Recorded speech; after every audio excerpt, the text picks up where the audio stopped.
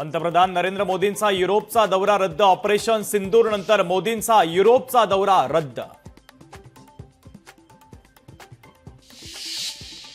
भारतानं पाकिस्तानचं JF-17 लढाऊ विमान पाडल्याची माहिती। काश्मीरच्या पंपोर भागात पाकिस्तानचं हे विमान पाडलं। चीनकडून पाकिस्ताननं घेतलेलं JF-17 लढाऊ विमान पाडल्याची माहिती।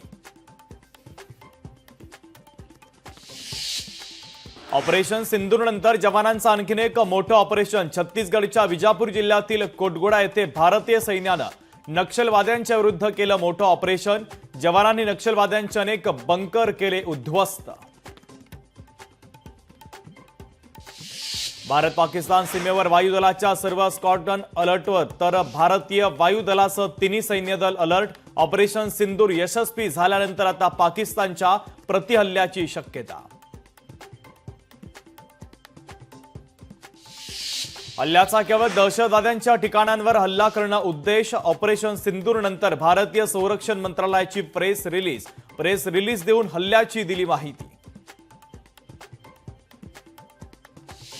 दहशतवादी हल्ल्याचं उत्तर युद्ध नाही, पाकिस्तान आधीच बर्बाद झालेला आहे। ऑपरेशन सिंदूर नंतर मनसे अध्यक्ष राज ठाकरेंची अत्यंत महत्त्वाची प्रतिक्रिया।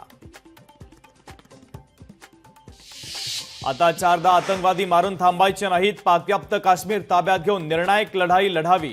ऑपरेशन सिंदूर नंतर आमदार संजय गायकवाडांची प्रतिक्रिया।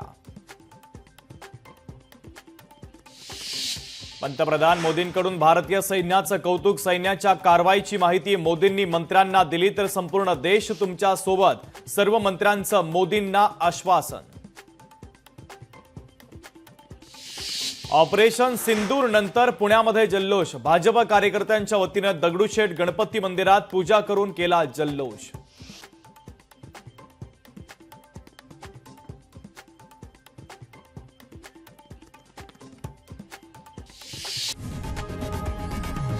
लोकशाही मराठी ऐका, पहा, जागरूक रहा।